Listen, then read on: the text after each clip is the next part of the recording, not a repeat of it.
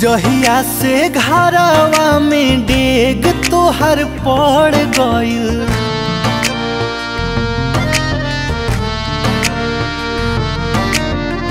जहिया से घरवा में डेग तोहर पड़ गइल, लागेला चांद हमरा आंगना उतर गइल। लाखों में एक पवले बानी तोहरा के रानी, लाखों में एक पवले बानी तोहरा के रानी।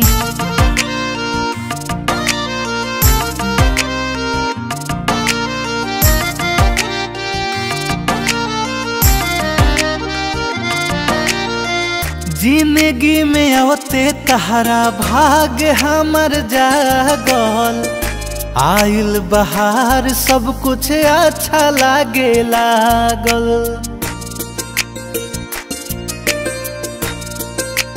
हाँ, जिंदगी में आवते तहरा भाग हमर जागल, आइल बहार सब कुछ अच्छा लागे लागल। हर पल चाही हरदम रह हमरा साथ में, छूटे ना साथ तोहसे कौनो हालात में। बनिए के रह जिंदगानी ए हमार रानी, लाखों में एक पवले बानी तोहरा के रानी।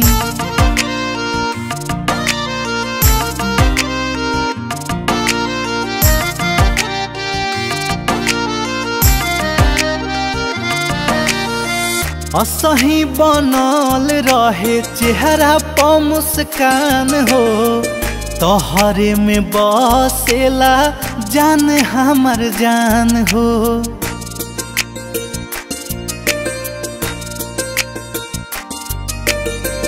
असही बनल रहे चेहरा प मुस्कान हो, तोहरे में बसेला जान हमर जान हो।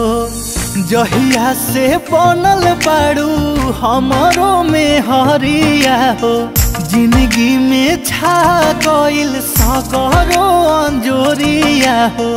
बन गइल प्यार के कहानी ए हमार रानी, लाखों में एक पवले बानी तोहरा के रानी।